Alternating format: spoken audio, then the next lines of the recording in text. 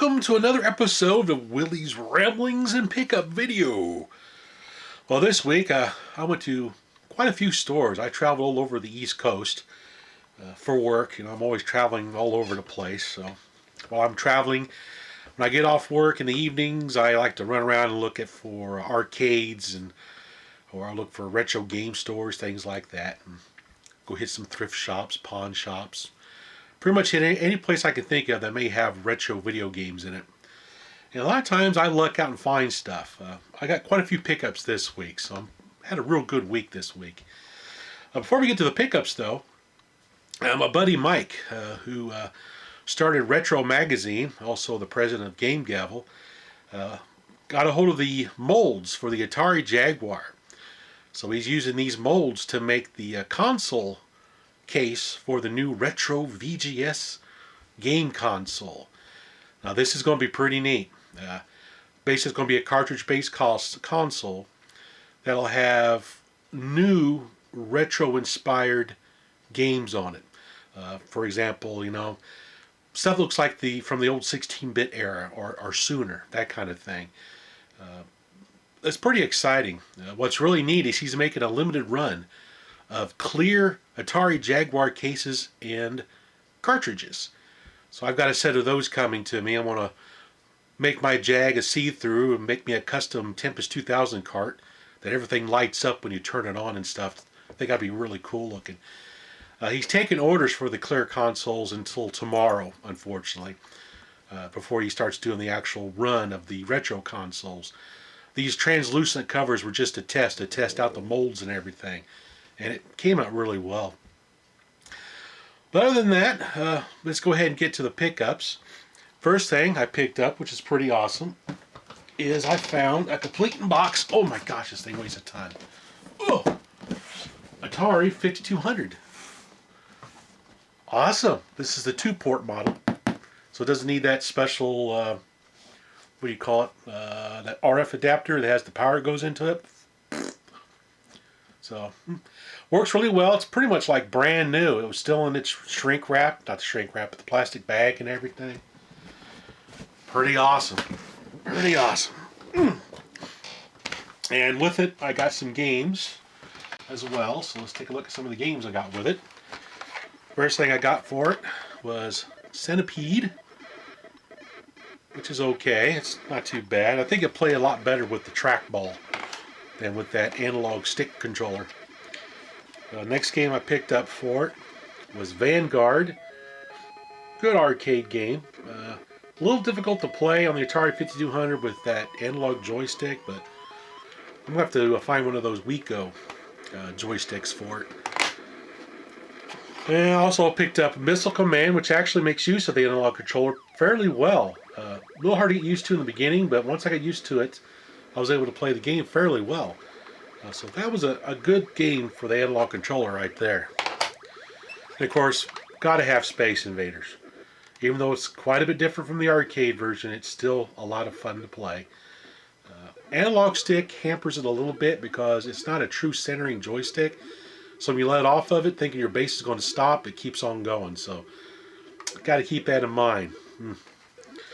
And of course, had to have Pac-Man. This was the pack-in with the 2-port console. And it's a pretty good version of Pac-Man. It's basically like the Atari 400-800 version of Pac-Man, which all these games are pretty much like the Atari 400-800 because it's basically an Atari 400 and a case in there. It's a little bit different. The games don't work on the 8-bit computers, but they're pretty much translations of them. So that's kind of cool. I actually got one of those Atari Max multi-carts coming in the mail for this console, so I'm not planning on trying to find cartridges for it. I don't have a whole lot of room, and these things are huge. So I'm trying to cut down on how much stuff I got in my little game cave here. So multi-carts are a great answer to that. Then for my Sega Saturn, I finally found a copy of Virtual Cop, the not-for-resale version, which was the pack-in. This is a great conversion of the arcade game. It plays really well on the Sega Saturn. It would play a lot better if I had a light gun and I'm using a CRT. I do have an old AMDEC Color 1 Plus monitor over there that I think I'll hook my Saturn up to so I can play this with a stunner gun. Now, what's really cool in the back of this case, it shows a little coffee and donuts right there. That's for your virtual cop. That's pretty funny. And for my Sega Dreamcast, I picked up another arcade conversion, a really fun racer in the arcade, and it's a real good port to the Dreamcast. It is F355 Challenge Passion Rosa. Really cool racing game on the Dreamcast. A lot of different things you can do with it. You can set your car up. You have different tracks you can unlock. What I really like about it is once you finish a race, it'll start bringing up the credits of the game, and it'll show you racing in the background, an external view of your car, going around the track, little highlights from your race and stuff. It's kind of cool. This I'm not keeping. This one I picked up from my buddy Scott from Retro Gaming Roundup because his died, and I found this real cheap. It was like $3, so I picked it up for him to replace his. He only had the game disc, I think. He didn't have the complete case or anything, so he's pretty happy to get the complete setup there. Then for my Atari 8-bit, my Atari 800, I picked up Crazy Antics. Kind of an interesting game.